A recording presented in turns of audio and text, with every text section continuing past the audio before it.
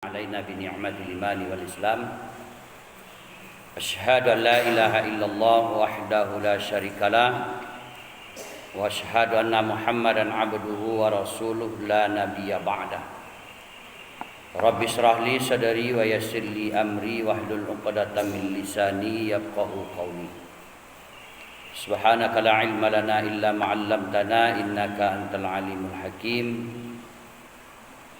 قال رسول الله صلى الله عليه وسلم عن أبي هريرة رضي الله عنه أن رسول الله صلى الله عليه وسلم قال لو يعلم الناس ما في النداء والصف الأول ثم لم يجدوا إلا أن يستهموا عليه لا يستهموا walau ya'lamuna ma fi tahjiri la sadbaqu ilaihi walau ya'lamuna fil atamati was-subhi la atauhuma walau habwa. Hadis riwayat Bukhari. Telah berkata Rasulullah sallallahu alaihi wasallam dari Abu Hurairah radhiyallahu anhu, Nabi bersabda, seandainya manusia mengetahui pahala azan, kemudian pahala berada pada saf yang pertama, kemudian mereka tidak akan mendapatkan kecuali dengan cara diundi, niscaya mereka akan melaksanakan undian untuk mendapatkan saf pertama itu. Dan seandainya mereka mengetahui pahala orang yang bersegera untuk melaksanakan solat berjamaah, niscaya mereka akan berlomba-lomba untuk melaksanakan solat berjemaah tersebut. Dan seandainya mereka mengetahui pahala daripada sepertiga pangkal malam, artinya solat isya dan solat subuh, niscaya mereka akan mendatangi kedua solat itu walaupun dalam keadaan merangkak. Bapak dan Ibu jemaah yang dirahmati dan dimuliakan Allah Subhanahu wa taala, tentu pertama sekali kita tidak lupa bersyukur kepada Allah Subhanahu wa taala. Pada pagi hari ini kita masih dibangunkan oleh Allah Subhanahu wa taala dalam keadaan sehat walafiat.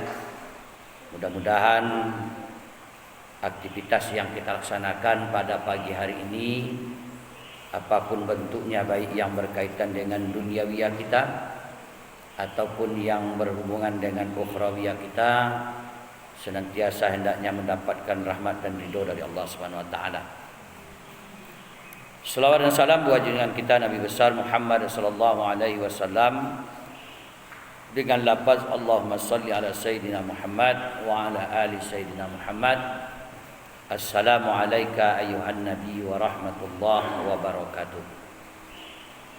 Bapak dan Ibu yang kami hormati, pada pagi hari ini kita membahas masalah hadis Rasulullah sallallahu alaihi wasallam tentang keutamaan beberapa hal. Di antaranya adalah keutamaan azan dan mencari saf yang pertama. Kemudian termasuk juga keutamaan melaksanakan atau bersegera melaksanakan salat berjemaah. Kemudian termasuk juga keutamaan melaksanakan salat isya dan salat subuh dalam keadaan berjemaah.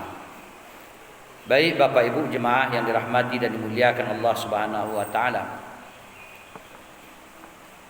azan tujuannya adalah pertama untuk mengetahui masuknya waktu salat subuh atau salat-salat yang lain. Dan juga azan itu berfungsi kepada untuk linnida, artinya untuk mengundang, memanggil, menghimbau manusia untuk melaksanakan solat berjemaah. Makanya dinamakan dengan azan. Itu diambil dari bahasa Arab yang artinya sampai ke telinga. Karena uzunun itu, apa arti uzunun? Nana? Wahidun, satu. Isnani, dua. Ainun, ampun. Pamun, mulut. Lisanun, lidah. Sinun, gigi. Kemudian uzunun, telinga. Jadi uzunun itu telinga. Azan sampai ke telinga. Makanya azan itu harus dengan suara yang keras agar sampai ke telinga. Di azan itu dulu diambil oleh Rasulullah SAW, dua orang sahabatnya yang memang memiliki suara yang keras, yakni Bilal bin Rabah, kemudian Abdullah bin Umi Maktum. Nah, dua sahabat itu adalah suaranya yang melengking, nyaring. Sehingga dahulu orang azan itu tidak pakai mic. Dia berdiri di atas batu atau di atas bukit, lalu dia azan. Maka orang yang azan itu disunatkan dahulu. Sebetulnya sampai sekarang hukum itu berlaku walaupun pakai mic, bahwa ketika mengucapkan hayya 'alas shalah itu wajah dipalingkan ke kanan. Ketika mengucapkan hayya 'alal falah, wajah dipalingkan ke kiri. Nah, jadi seorang muazin itu disunatkan meletakkan tangannya di telinga.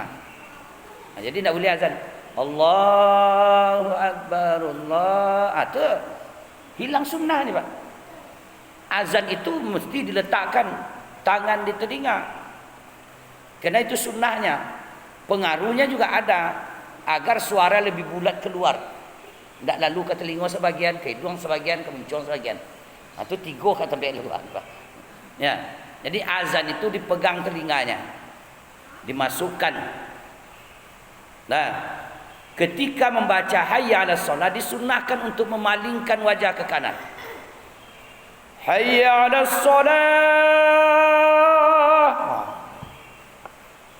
Nanti ketika membaca hayya 'alal falah, wajah dipalingkan ke kiri. Jadi buat anak-anak juga begitu. Jadi azan itu bukan Allahu Akbar, Allah, tak mau gitu dah. Azan itu mesti dengan suara terbaik dan mesti dengan suara yang lengking agar sampai ke orang banyak. Nah, kadang-kadang Ustaz dengar kalian didikan subuh Allahu Akbar, Allahu Akbar, Allah Ta'ala, Allah Ta'ala. Nah, itu azan apa tu? Ayam saki. Azan apa namanya? Azan apa nama gong? Azan ayam saki.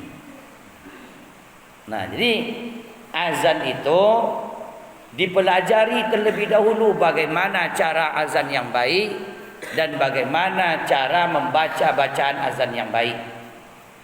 Nah, ini juga harus diperhatikan. Sering Ustaz dengar dan juga mungkin kita sering mendengar orang membaca azan itu kadang-kadang tak memperhatikan. Asyhadu an la ilaha. Betul salah? Salah total itu. Karena la itu panjangnya 6 harkat karena sesudahnya ada huruf alif atau hamzah. Asyhadu an la. Sudah tu apa lagi? I. Jadi kalau ada huruf yang panjang itu sesudahnya ada huruf hamzah, maka lebih dipanjangkan. Jangan tasdidnya yang dipanjangkan. Asyhadu an la ilaha. Itu yang paling banyak kita dengar. Terkadang kita biarkan sampai tua. Model tu azannya besar. Jadi waktu kita muda-muda ini atau kecil-kecil itu dibetulkan dulu. Jadi kepada guru-guru TPQ, juga perhatikan itu. Sama dengan membaca alam teraka itu. Sampai tua kalau seperti itu dari kecil, maka sampai tua seperti itu juga. Alam tara kaifa fa'ala rabbuka bi ashabil fil. Alam yaj'al kaidahum fi tadlil. Tidak ada tadlil, yang ada tatlil. Tidak berbunyi dot itu, bukan huruf qalqalah. Tapi kita biarkan kadang-kadang itu. Sampai tua. Macam itu juga bacaan. Nah, jadi Bapak dan Ibu jemaah salat subuh yang dirahmati dan dimuliakan Allah serta anak-anak kami yang kami banggakan. Jadi azan itu harus dengan suara yang keras. Mau irama apa terserah, tapi suaranya harus keras. Tujuannya agar sampai ke telinga orang panggilan itu. Jadi keutamaannya di dalam hadis lain dikatakan orang yang menjadi muazzin melebihi atau di atas 40 tahun, itu lama kan. Jadi kalau jadi apa itu, jadi muazzin itu jangan tanggung-tanggung. Orang yang menjadi muazzin 40 tahun, maka besok di akhirat di padang mahsyar lehernya akan dipanjangkan Allah Subhanahu wa taala. Naik. Nah, kenapa dipanjangkan? Karena dari leher itulah keluarnya kalimat-kalimat azan, maka Allah pemeliharalah mulutnya untuk tidak tersentuh oleh darah dan nanah yang mengalir ketika itu. Jadi di padang mahsyar itu nanti banyak yang banjir, Pak. Banjir darah, banjir nanah, banjir air mata dalam menghadapi sidang Allah Subhanahu wa taala. Tapi orang yang muazzin itu dijaga mulutnya oleh Allah dengan cara memanjangkan lehernya sehingga tak tersentuh oleh air darah dan nanah. Itu keutamaan muazzin. Nah, jadi anak-anak, nanti kan ada nih praktek azan, ya, subuh. Ustaz dengarkan dari rumah nanti. Ya, siapa yang azan? Nanti kalau salah Ustaz jemput ya. Oke? Ya, baik Bapak dan Ibu jemaah yang dirahmati dan dimuliakan Allah Subhanahu wa taala. Kemudian keutamaan azan yang kedua adalah keutamaan untuk shaf yang pertama. Nah, jadi dalam solat itu ada nilai beradanya kita pada shaf-shaf dalam solat berjemaah itu tak sama. Nah, termasuk juga yang saya katakan pada minggu yang lalu atau 2 minggu yang lalu, solat berjemaah itu ada yang mendapatkan pahala 27, ada yang mendapatkan 25. Nah, salah satu di antaranya juga adalah orang yang berada pada saf-saf itu. Maka bagi kita yang solat berjemaah, utamakanlah untuk mencari saf yang pertama apapun bentuknya. Itu terkadang Bapak dan Ibu jemaah dimuliakan rahmati Allah, terutama bapak-bapak kalau dalam salat Jumat, paling hobi dia mencari saf belakang. Padahal saf pertama itu pahalanya diibaratkan seekor sapi. Pahala kedua adalah saf yang kedua diibaratkan seekor kambing. Kemudian pahala saf yang ketiga diibaratkan seekor ayam. Sampai ke belakang. Makin ke belakang makin ketek pahala. Tapi bukan kambing, sapi, kambing, tak itu dah Bapak dan Ibu. Nilainya, ya, nilainya begitu besarnya. Jadi orang yang berada pada saf yang pertama itu diibaratkan dia mendapatkan upah. Menempati saf yang pertama itu seperti mendapatkan seekor sapi. Nah, makanya tidak perlu sebetulnya kepada bapak-bapak supaya mengisi saf yang kosong di depan. Mana yang kosong itu yang diambil. Karena ketika kita membiarkan saf di depan kita kosong, lalu orang yang melangkai ke depan untuk mendapatkan saf itu melangkai pundak-pundak orang lain, maka kita juga ikut berdosa kerana. Nah, jadi dosa kau mewatali tali bapak dan ibu.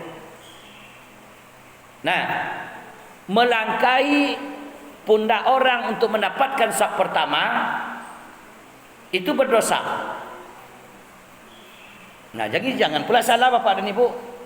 Untuk mendapatkan saf pertama ada pahalanya, bonus sebesar sapi.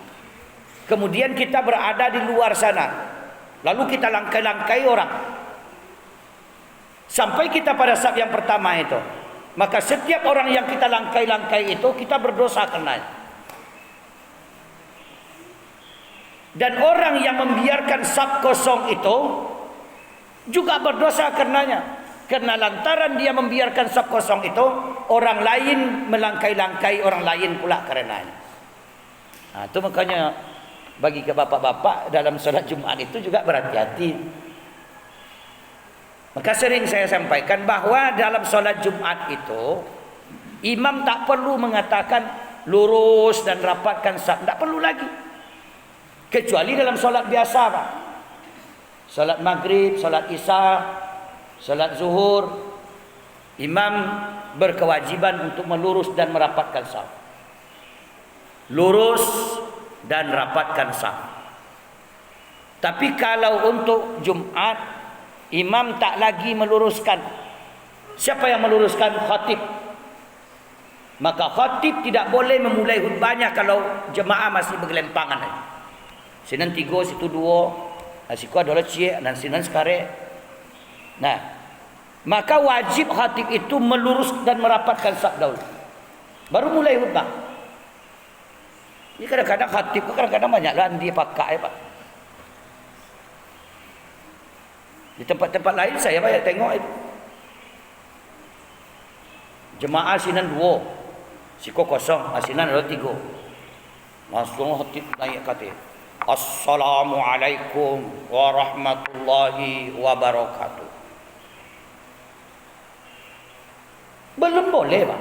Luruskan dulu, suruh jemaah itu mengisi saf kosong. Agar yang lain itu nanti kalau datang dia terlambat, dia tak melangkai orang. Maka nanti imam tak perlu lagi lurus dan rapatkan saf. Kerana melurus dan merapatkan saf itu sebelum salat. Khutbah itu merupakan bahagian daripada salat. Nah, kerana yang maju pertama kali itu adalah khatib, dialah yang berkewajiban meluruskan saf itu. Tak mungkin nanti setelah solat atau di saat solat, Pak, imam macam lihat ke belakang, lihat lurus. Tak mahu, Pak. Umpamanya kita salat maghrib, pas 3 rakaat, di saat rakaat yang kedua serong ataupun bergelombang sabtu, madoi imam lihat lurus. Anak juga lihat, Bismillahirrahmanirrahim. Tak mahu, Pak. Mesti diselesaikan sebelum solat. Sama dengan Jumat itu. Karena khutbah itu merupakan bahagian daripada solat, berbicara, berbisik, bergelut-gelut dengan orang lain, itu adalah dosa besar, batal Jumatnya. Menyuruh orang diam saja, Pak, batal Jumat. Makanya anak-anak, jangan sampai batal solat bapak-bapak gara-gara kalian. Ini kadang-kadang situ ribut, siku maheboh. Sehingga ada nanti, hoi, kata bapak tu. Batal solat bapak tu. Hanya sekedar baca hoi saja. Nah, batal bapak tu. Siapa penyebabnya? Kalian dan mota tadi. Maka kalian menanggung dosa batalnya solat bapak tu. Termasuk ayah mak kalian juga menanggung dosanya. Paham kalian tak? Paham tak? Makanya Ustaz larang kalian tu ribut-ribut itu.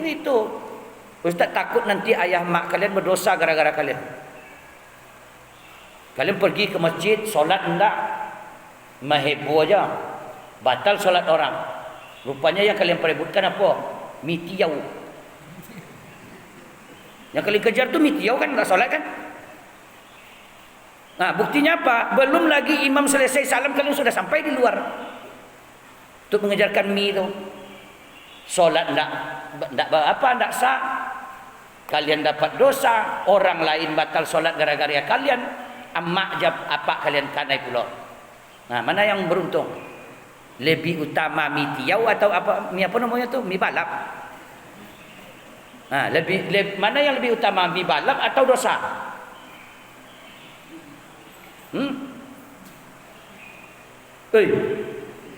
Mana yang lebih gong? Mana gong? Yang kalian kejar ni mi balap atau pahala? Mi balap. Makanya besok selesaikan dulu imam tu solat. Selesaikan dulu orang sama-sama berdoa. Jangan mi itu kejar dulu. Ini sampai tertungkui dia mengajar mi balap. Ni memang balapnya Pak. Ya. Nama mi balap juga anak-anak awak pun balapnya. Sampai tidak selesai salatnya dah. Ya. Boleh itu tidak apa-apa. Tapi sempurnakan dahulu sempurnakan dulu salat kita. Karena kalau tidak sempurna salat kita gara-gara mengejar mi balap, nanti dibalap Allah ke dalam neraka. Nah, paham dong? Wakil Presiden? Kok ada wakil Presiden? Ya, dulu presidennya mana? Joko Widodo sekarang. Situ Joko swalanya Widodo. Memang Taman Bidadari itu mantap Pak. Presiden ada. Ya, kini wakil presiden ada. Baik Bapak Ibu jemaah yang dirahmati dan dimuliakan Allah. Nih, kalaulah sekiranya manusia itu tahu, kata Rasulullah sallallahu alaihi wasallam, tentang keutamaan pahala azan dan juga berada pada saf yang pertama, kemudian ia tidak akan mendapatkannya kecuali dengan jalan diundi, Pak. Nah, kalau sekiranya mendapatkan saf pertama itu diundi, maka mereka akan mengikuti undian itu. Itulah keuntungan, kelebihan mendapatkan saf yang pertama itu. Jadi ketika kita berada masuk di dalam masjid, disunatkan untuk menempati saf kosong yang ada di depan. Nah, dengan tata tertibnya tidak melangkahi orang. Nah, jadi kita yang masuk ke masjid ini juga begitu, Pak. Ada tata keramanya. Umpamanya, sini kosong, ini kosong. Bapak sholat sunat di situ semuanya. Sehingga orang lain tak bisa maju ke depan ini. Gara-gara kalau orang maju ke depan mesti menggeser bapak yang sedang sholat. Salah bapak itu sholat. Lalu bagaimana cara Ustaz? Baik itu masuk masjid mana yang kosong, ambil situ dulu. Ya, kadang-kadang kan ada juga. Ya. Saya sering menemukan situ sama yang sunat, orang situ sama yang sunat loh. Situ sama yang sunat. Melewati orang di depan sholat itu berdosa besar. Nah, makanya di dalam sholat itu kan disunatkan pakai sutrah itu. Ya, supaya orang tak lewat-lewat. Ya minimal sutrah itu 1 meter di depan kita. Nah, lewat di depan orang sholat itu besar dosanya. Nah, sekarang kita sholat sehingga kita tidak membiarkan orang bisa lewat ke depan. Dapet pahala dosa ya loh Pak. Jadi dua apa itu? Imbang, panik dapet, kerajaan tak berhasil. Kan semuanya itu. Pahala dapet, tapi dosa dapet loh. Kenapa? Karena kita menghalangi orang untuk mengisi saf yang di depan, atau juga orang lain terhambat untuk menuju ke saf depan gara-gara kita. Atau juga mungkin orang melakukan berbuat dosa karena melangkahi kita atau melewati depan kita salat dikarenakan kita mengambil tempat lewatnya orang. Nah, jadi begitu masuk, ambil masuk. Mau di sini kah, mau di sana kah, yang pokoknya tak akan ada orang lewat lagi. Yang datang kemudian ambil lagi di belakang itu. Iko nak datang pertama di situ, siko salat lo, siko salat lo, siko salat lo. Siko salat lo, situ salat lo. Sehingga orang yang datang ke mana kah lalu siko di muka orang, lalu siko muka orang, lalu risiko melewati orang. Nah, akhirnya tagak lagi. Ya, nanggung solat lain. Dek memikirkan makan lewat, waktu tu jalan je. Nah, jadi bapak dan ibu yang dirahmati dan dimuliakan Allah, baik bapak-bapak ataupun ibu-ibu, termasuk juga anak-anak. Oi. Nah, kan mau tanya. Tak dapat kalau mi balap kau. Nah. Ni tata tertib, tata krama di masjid itu tidak sama di lapangan bola kaki. Ya. Tak sama. Karena ini adalah rumah Allah. Rumah Allah. Tidak sama seperti di balai-balai, di panggung-panggung itu tuh. Ada di situ tuh ada panggung-panggung kan? Hah? Ada? Yang di bawah mangga tuh. Itu mau jungkir balik situ tidak masalah. Ya, tapi di masjid tidak boleh jungkir balik. Ada aturannya. Okey? Baik, Bapak dan Ibu. Kemudian yang berikutnya, kalaulah sekiranya manusia itu mengetahui pahala orang yang bersegera untuk melaksanakan solat berjemaah, niscaya dia akan berlomba-lomba untuk melaksanakannya. Nah, yang dimaksud dengan bersegera, jangan salah artikan. Bersegera itu bukan berarti berlari-lari atau berjalan cepat-cepat. Nah, bersegera itu adalah mendatangi masjid itu ketika azan dikumandangkan atau sebelum dikumandangkan. Nah, itu bersegera namanya. Karena ada juga orang-orang yang bersegera datang ke masjid dengan cara berlari-lari. Justru itu dilarang. Dalam hadis lain dikatakan, apabila kamu mendatangi solat berjemaah, datanglah dalam keadaan tenang, tidak tergesa-gesa. Apa yang kamu dapatkan, laksanakanlah bersama imam, dan apa yang tertinggal sempurnakanlah setelah itu. Nah, itu makanya dalam agama itu ada namanya solat masbuk. Nah, jadi sampai tertungkui lo dia mengajar imam tak boleh. Oleh dapat dawa imam tu beko salam aja tinggal lepak. Jadi itu masuk kita berjemaah. Memang yang lebih utama bisa takbiratul ihram bersama imam. Tapi kalau rasanya tak memungkinkan kita untuk mengejarkannya, apa yang dapat lagi? Mungkin 2 rakaat, tidak masalah. Mungkin 3 rakaat, tidak apa-apa. Atau mungkin tinggal lagi tahiyatul akhir saja lagi. Pas awak tiba di masjid, imam langsung Allahu Akbar. At-tahiyatul mubarakatus salawatut taibatu lillah. Rakaat terakhir, Pak. Nah, kita tinggal takbir, kemudian lipat tangan sebentar, takbir lagi, lalu kita tahiyat akhir bersama imam. Asal salam pertama selesai saja. Tapi kalau lah salam pertama selesai, berarti kita nak dapat solat berjemaah. Assalamualaikum. Lah sampai kum tu awak barulah ke takbir baru. Maka kita tidak terdapat sebagai makmum. Tapi pas awak duduk itu tu, baca assalamualaikumnya bro. Masih dapat. Kena belum sampai kum. Kena batas akhir daripada salam itu kum dalam solat itu. Nah, makanya bagi kita yang solat tak boleh memalingkan wajah ketika salam pertama itu sebelum sampai pada kum. Itu hati-hati je, Pak. Ini sering juga Ustaz tengok banyak kalian itu assalamualaikum. Tak boleh. Batal solatnya. Nah, lalu bagaimana? Selesaikan baca dulu sampai kum. Assalamualaikum warahmatullah. Warahmatullah itu baru boleh putar kepala. Faham? Faham tak? Ya. Assalamualaikum. Langsung pergi berjalan. Kajami balap. Tak boleh, batal salatnya. Nanti yang ke kirinya itu hukumnya sunat lagi. Ini khusus yang ke kanannya saja. Ya, yang ke kanan cukup selesaikan dulu sampai kum. baru leher atau kepala muka dipalingkan ke kanan. Kalau melewati itu atau lebih dahulu dari itu, maka otomatis solatnya batal, walaupun sudah 4 rakaat dikerjakan, Pak.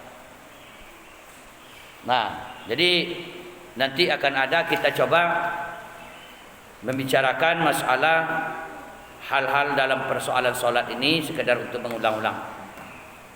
Kemudian jikalaulah manusia itu mengetahui tentang pahala yang disediakan oleh Allah Subhanahu wa taala di sepertiga malam awal dan akhir, niscaya manusia itu akan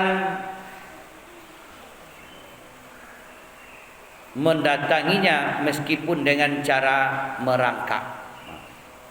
Jadi yang dimaksud dengan sepertiga pangkal malam yaitu solat Isya.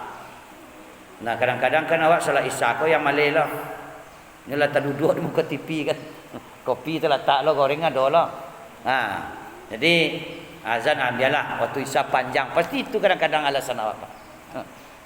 Beko sila waktu Isya panjang. Padahal pahala melaksanakan solat Isya itu bersama-sama atau berjemaah itu lebih besar pahalanya, Pak. Ya. Sama seperti melaksanakan solat subuh itu. Kalau sempatlah orang mengetahui betapa besarnya, maka dia akan mendatangi solat Isya dan solat subuh walaupun dalam keadaan merangkak. Nah, merangkak. Di Bapak Ibu jemaah yang dirahmati dan dimuliakan Allah Subhanahu wa taala,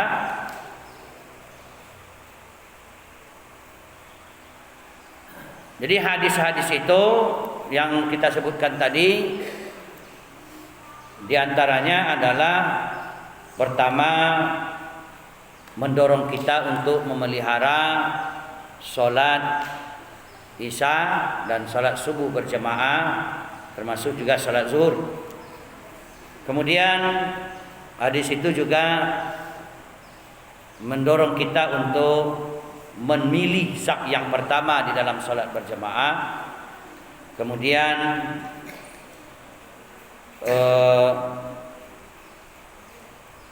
bagaimana keuntungan dan keutamaan orang yang azan, pahala orang yang melaksanakan azan dan bersegera untuk memenuhi panggilan azan. Baik Bapak Ibu jemaah yang dirahmati dan dimuliakan Allah Subhanahu wa taala, untuk sekedar kita ketahui dan mengulang-ulang, jam 8 hari.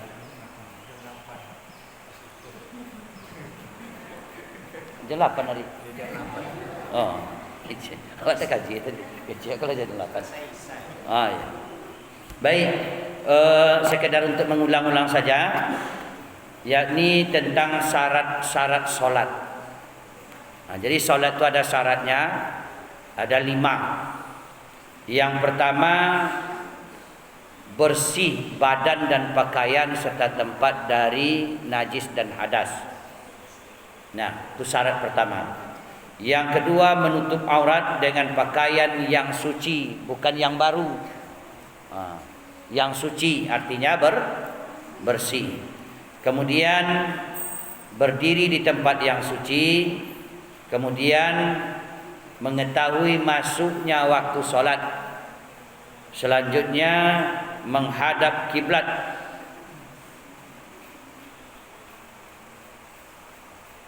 Nah, dalam menghadap kiblat ini boleh kita berpaling dari kiblat dalam keadaan darurat, ya, atau berpalingnya kiblat karena bukan kehendak kita. Itu tidak perlu pula kita membatalkan solat. Pak, umpamanya di saat kita solat itu, rupanya kita dalam keadaan darurat, ya. Contohnya apa? Di depan kita itu sudah bersiap-siap ular untuk mematok kita. Jadi kalau umpamanya kita ruku, maka pas balago kepala awak je kepala ular. Baca orang mau diputus salat atau enggak? Enggak usah, pindah aja rukuknya, Pak. Nah, umpamanya begini. Kalau awak rukuk kasih kok, Ular tu lagi kolainya. Kalau awak rukuk, pas balago kepala awak je kepalanya. Nah, tu kan darurat, Pak. Maka rukuknya dia ke situ doan, kemari doan. Berarti awak meninggal kiblat tak salah, Pak. Nah, jadi boleh kita meninggalkan kiblat itu karena keadaan darurat.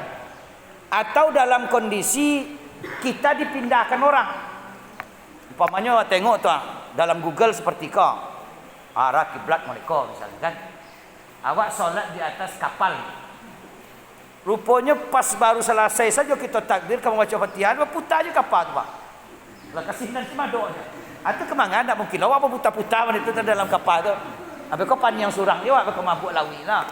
Ikuin aja ke mana kapal tu berputar. Nah, tapi dengan syarat ketika mengangkat tangan yang pertama itu kita menghadap kiblat. Jadi dalam kedua kondisi seperti itu kita boleh. Nah, dalam keadaan darurat ada yang membahayakan atau dalam posisi di mana kita dipindahkan oleh orang bukan atas kehendak kita. Nah, seperti kena koda nama muta kapal tu, Pak. Itu kemana lah. Ikuti aja. Nah, batal solat? Tidak batal. Nah. Baik. Kemudian rukun solat. Nah, rukun solat sekadar mengulang-ulang, yaitu sebanyak 18. Ya, kalau kaji lamanya, kaji tuanya 3 balik. Nah, jadi rukun solat itu ada dimasukkan nanti tumak nina fiha. Nah, sehingga jumlahnya menjadi 18. Kita ulang saja niat. Pertama, berdiri bagi yang mampu, kemudian takbiratul ihram. Yang keempat, apa Gung? Yang keempat rukun salat apa? Nah, kan? Ya. Yang keempat membaca Al-Fatihah. Kemudian yang kelima ruku, yang keenam tumak nina padanya ruku. Nah, itu makanya. Jadi di antara ruku itu harus ada tumak ninanya. Apa yang dikatakan tumak nina? Diam sejenak sekedar membaca subhanallah. Itu undang-undangnya atau definisi tumak nina itu. Diam sejenak setelah bergerak sekedar membaca subhanallah. Jadi di saat kita ruku ini Allahu Akbar sami Allah, itu yang tak tumak nina namanya. Allahu Akbar subhanallah sami Allah. Itu sudah masuk dia tumak nina. Karena undang-undang tumak nina itu diam setelah bergerak sekedar mengucapkan subhanallah. Allahu Akbar. Kan diam tu. Sami Allah. Dia awak baru sampai subhanallah sekali baru. Nya sekali, 3 kali itu hukumnya sunat. Ya. Jangan berkodek mampu kan? Ataupun i'tidalnya nanti ada lagi. Sami Allahu liman hamidah. Rabbana lakal hamd. Baru sampai situ awak imam la rukuk saja. Ya. Itu asal diamnya itu sudah sekedar membaca subhanallah, maka itu sudah dianggap memasuki rukun tumak nina. Yang tak tumak nina itu tak berhenti dia. Allahu Akbar sami Allahu liman hamidah. Nah, itu tidak ada tumak nina. Ya, itu bergerak terus namanya. Ya, nah, ini tidak boleh bergerak terus. Ya. Baik, kemudian i'tidal. Yang ke-8 tumak nina pada i'tidal. Yang ke-9 sujud. Kemudian tumak nina padanya sujud. Kemudian duduk di antara 2 sujud. Tumak nina padanya duduk antara 2 sujud. Kemudian duduk akhir. Selanjutnya tasyahud akhir atau membaca tasyahud akhir. Kemudian membaca selawat atas Nabi Muhammad sallallahu alaihi wasallam. Kemudian salam yang pertama. Salam yang pertama yang ke-16. Kemudian yang ke-17 adalah berniat keluar dari solat. Jadi keluar dari solat tu niat dengan membaca salam pertama tadi. Tak perlu pula membaca niat sengaja aku keluar dari solat kerana Allah Ta'ala. Ketika kita membaca salam itu, niatkan dalam hati bahwa kita keluar dari solat. Ya, paham mak dah? Ya, nah, itu rukun itu. Kemudian yang terakhir adalah tertib antara rukun ke rukun. Nah, kemudian sunat sebelum solat itu ada dua macam. Yang pertama azan, yang kedua iqamat. Itu sunat hukumnya. Selanjutnya ada dalam ab'ad solat. Nah, ini dulu juga pernah saya sampaikan bahwa dalam solat itu ada namanya sunat ab'ad, ada sunat hayat, ada sunat muakkad. Nah, jadi tidak semua sunat-sunat itu yang sama hukumnya, berbeda-beda. Jadi yang termasuk sunat ab'ad itu, di mana kalau tertinggal maka diganti dengan sujud sahwi. Dinamakan dengan sunat ab'ad karena dia hampir-hampir mendekati wajib dia. Tapi tidak wajib. Nah, dalam solat ab'ad itu yang pertama adalah membaca tahiyat awal. Nah, bagi solat yang lebih daripada 2 rakaat, itu tahiyat awal. Maka hukumnya adalah sunat ab'ad. Kemudian termasuk juga sunat ab'ad itu adalah membaca kunut pada solat subuh. Nah, kemarin sudah kita bahas bagaimana tata tertib kunut itu. Kita menjadi jemaah seperti apa, menjadi imam juga seperti apa. Tidak perlu diulang lagi. Kemudian sunat ab'ad itu juga kunut pada solat witir separuh kedua dari jumlah Ramadan. Jadi memasuki malam yang ke-16 itu disunatkan kunut pada saat terakhir salat witir. Maka di rakaat terakhir salat witir itu sunat membaca kunut. Nah, maka disebut di situ kunut ab'ad atau hukumnya adalah hukum ab'ad namanya. Ya, sunatnya sunat ab'ad. Nah, kemudian ada lagi yang disebut dengan sunat hayat. Ya. Sunat hayat itu yang pertama ke baca capek-capek aja kan ya. Hari jam 8 lewat. Nah, ya. Yang pertama mengangkat kedua tangan ketika takbiratul ihram.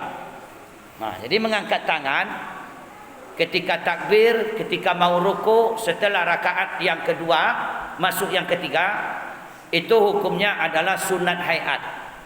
Ya. Jadi boleh tidak mengangkat tangan Ustaz? Boleh. Makanya nanti bagi yang pergi ke Mekah ada orang yang salat tu gitu aja, Pak. Ya, salat itu, Pak. Nah, lalu bagaimana? Ya, hukumnya kan sunat hayat. Nah, artinya bawah daripada sunat ab'ad. Nah, kemudian mengangkat kedua tangan ketika ruku, ketika akan ruku maksudnya.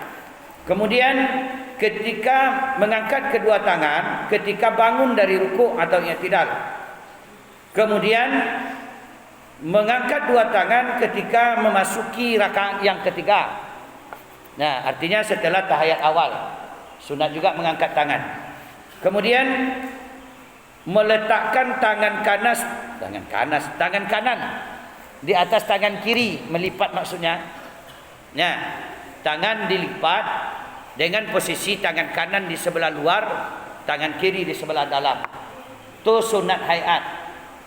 Jadi kalau tidak dilipat apa Ustaz, lurui aja boleh saja, Pak. Kalau nak lurui aja sembahyang tidak apa-apa. Jadi bapak dan ibu, kalau ada yang aneh-aneh besok dalam solat tu tengok, aja langsung disalahkan orang tu. Beko disipak lenyo aja dalil tu. Ya, nampak orang tagak aja sembahyang tu. Aduh, sembahyang tagak-tagak aja. Tu batal itu. Tak boleh tu orang. Tak apa-apa tu. Tak boleh seperti itu. Ya, kita tengok dahulu hukumnya apa, kemudian kondisi orang itu seperti apa. Kadang-kadang tangan nak mau dilipat lepas. Lah siap patah gitu kan. Awaklah langsung mengatakannya apa namanya? Salah itu tak boleh tu. Nah. Jadi hukumnya pun adalah sunat hayat. Kemudian membaca doa iftitah. Ya, baik dengan baca kabirau ataupun dengan Allahumma ba'id, terserah. Kemudian membaca isti'azah. Isti'azah itu yaitu membaca a'udzubillahi minasyaitonirrajim sebelum membaca Bismillahirrahmanirrahim ketika membaca Al-Fatihah. Seumur-umur bapak pernah tak ikut imam membaca A'udzubillahi minasyaitonirrajim ketika sembahyang? Kau jujur-jujur aja pak. Hah? Anda pernah tak mengalami bapak ibu ketika salat berjemaah imamnya A'udzubillahi minasyaitonirrajim Bismillahirrahmanirrahim? Pernah? Ambo pernah pak? Nah, ketika salat hari raya dulu di Ampang Gadang Bukit Tinggi, imamnya pakai A'udzubillahi minasyaitonirrajim, heboh orang. Nah, sampai berita imam kau menjadi membaca A'udzubillah, itu menjadi topik orang hari raya tu pak. Ndak makan kue rupanya. Ya, jadi topik di mana rumah itu kecil. Baru imam tadi tu, ganjil sih imam tadi. Rupanya tidak salah imam tu pak. Cuma dia aneh baru didengar orang. Nah, atau dibuat orang menjadi bahan pembicaraan. Jadi ambo lagi tahu sih kok ada imam dari luar. Nah, sembayangnya menjadi imam sih kau baca A'udzubillah jenepo pula walai. Nah, hukumnya sunat tu pak. Ya, sunat. Cuma jarang dibuat orang. Ya, jarang dibuat orang. Jadi hukum membaca A'udzubillah minasyaitonirrajim itu sebelum membaca surah Al-Fatihah, hukumnya sunat hayat. Nah, kemudian mengeraskan suara di tempat yang dikeraskan. Nah, seperti salat asar, apa yang keras di situ? Salat asar kare di apa nak? Bu. Ada yang kare baik itu membaca takbir. Nah, jadi sunat mengeraskan takbirnya ketika kita ke salat yang disyirkan. Atau membaca Al-Fatihah, membaca surat pada rakaat pertama dan kedua pada solat maghrib, isya dan subuh. Itu sunat keras itu. Kemudian merendahkan suara di tempat yang harus direndahkan. Selanjutnya membaca takmin pada Al-Fatihah. Jadi, ini yang sering Ustaz dengar ini. Anak-anak yang tidak tertib dalam membaca amin. Amin itu bukan nama orang. Ya kan? Amin itu apa? Artinya apa?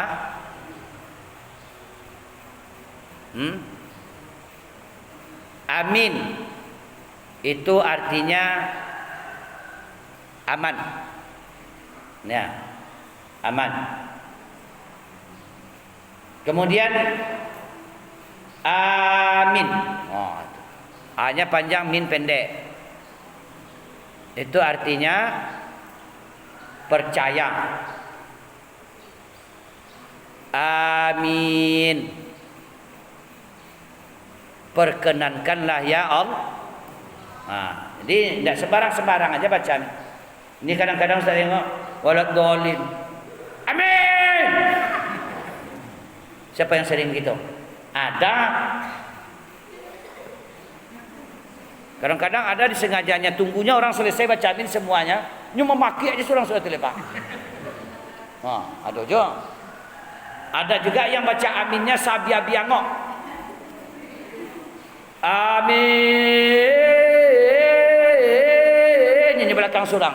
Jadi imam pun payah kalau membaca ayat lain. Sebab ada jemaah yang harus selesai aminnya. Ya. Ini bukan main-main Ustaz bilang nih. Ini serius nih. Jadi membaca amin itu harus ada tata tertibnya. A-nya dipanjangkan 2 harkat, min dipanjangkan maksimal 4 harkat. Itu gunanya kita mengaji. Jadi tidak boleh memanjangkan amin. Itu sudah kelaluan panjang itu, batal jadinya. Dianggap kita berbicara di luar salat lagi tu. Sama seperti membaca atau ngomong-ngomong di dalam salat. Kenapa? Sudah melebihi. Ada yang sampai 12 harakat kan? Tidak 6 harakat Pak, 2 balik harakatnya. Ya. Paham tak? Anak-anak. Jadi besok tidak ada lagi yang baca amin itu bergelombang seperti air laut itu. Amin.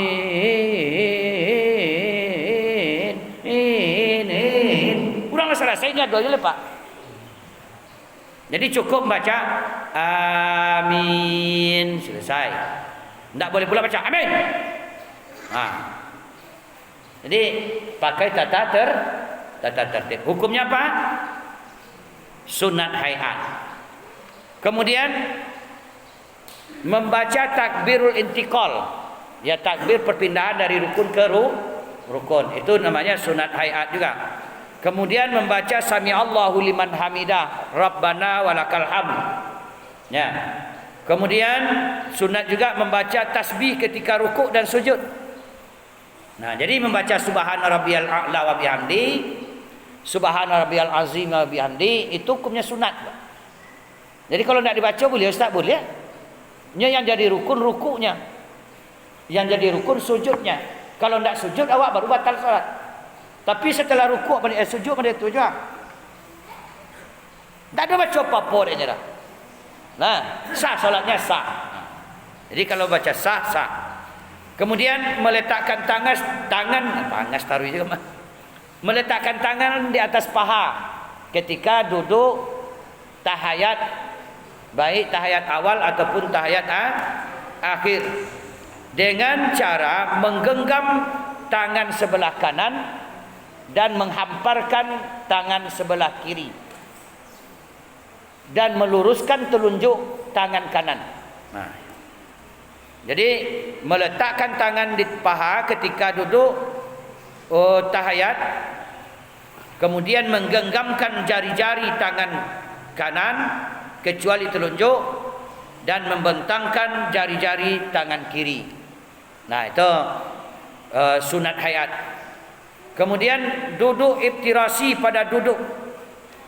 Duduk iftirasi pada seluruh duduk. Ya, baik duduk tahiyat ataupun duduk antara dua sujud.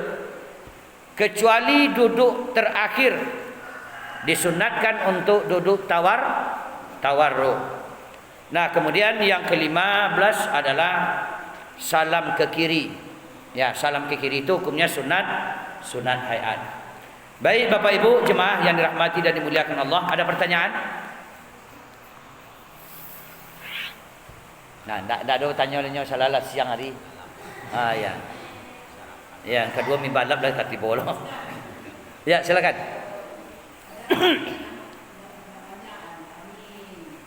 Nah. Ulang balik. Oh, A-nya nak panjang. Ya.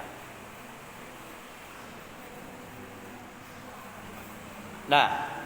Amin. Ya. Nah, itu sama seperti amin tadi juga, Bu. Nah, jadi amin, amin. Itu kan. Jadi percaya.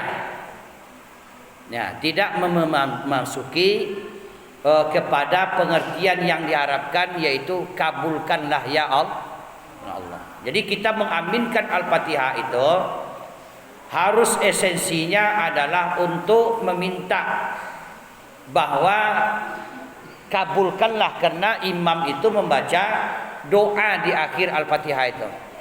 Ghairil maghdubi alaihim waladdallin. Yang dimulai dari ihdinas siratal mustaqim sampai waladdallin itu mengandung nilai doa, maka kita dianjurkan untuk mengaminkan doa itu. Nah, jadi di dalam Al-Fatihah salat sunat hayat kita mengaminkan Al-Fatihah imam itu. Nah, maka itu juga berlaku ketika doa diucapkan di saat di luar salat. Nah, apa contohnya? Ada orang, "Ya Pak, mudah-mudahan Pak sehat." Amin. Ya kan? Ya, mudah-mudahan Bapak selamat tidak di jalan Pak, jangan ada gangguan. Amin. Ya. Itu adalah mengaminkan doa. Mendaminkan doa orang. Karena setiap doa-doa yang diaminkan itu belum tentu yang diijabah orang yang berdoanya. Mungkin aminnya orang yang mengaminkan itu yang diijabah Allah.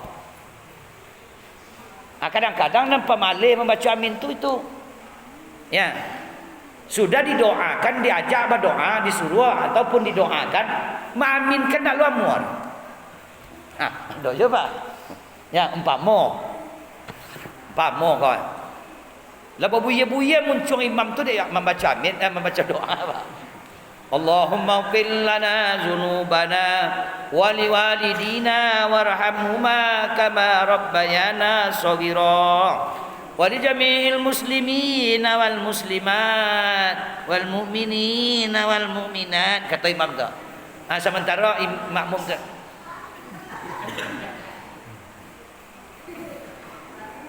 dah ada amin dah Pak. Kalau model tu tak usah doa bersama, pulang je lah. Nyo doa bersama tu dia amin bersama tu lah. Ya. Jadi dikabulkannya doa itu kerana amin mungkin dari jemaah itu. Karena kadang-kadang usah pali lah malile oli iwa de membaca doa. Nah, ana nawa iko je mana. Mengaminkan doa orang pun nak muar dah. Ya, padahal Ustaz Saiduddin membaca doa untuk bersama. Awak tinggal mengaminkan aja lah. Anda lu muar dah. Oncaklah doa seorang-seorang aja lah. Nah, jale nah. Atau ndak usah berdoa pulang selesai. Jalan saja. Jadi Bapak Ibu, doa itu ndak mesti yang kita baca itu yang diijabah Allah. Bisa saja yang dibacakan orang, aminnya kita yang menyebutkan, amin kita yang dikabulkan Allah. Karena artinya adalah perkenalkanlah ya Allah. Nah, Bu, jadi esensi doanya itu. Ada lagi? Ya melaki sanduk salah. Saya sanduknya tu jalan duduk aja kau nak. Ada ibu bapak-bapak ada pertanyaan? Ya, bapak. Ya silakan Pak. Waalaikumsalam.